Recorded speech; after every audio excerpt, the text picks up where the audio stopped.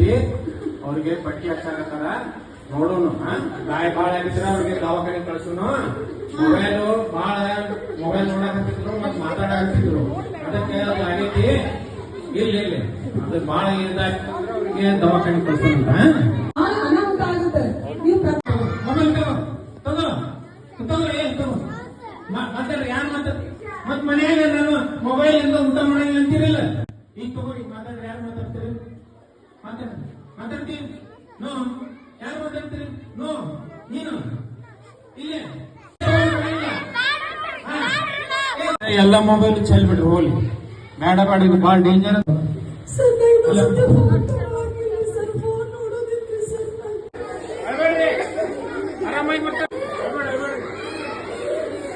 Prayer ಮಾಡ್ರಿ, ನಮ್ಮ ಟೀಚರ್ಗೆ ಏನೂ ಆಗಬಾರ್ದು ಅಂತ ಪ್ರೇಯರ್ ಮಾಡ್ರಿ ಎಲ್ಲಾರು.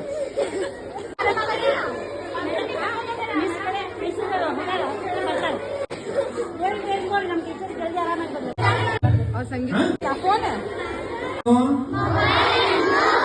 ಹೆಚ್ಚಾಗಿ ಬಳಸುವುದಿಲ್ಲ.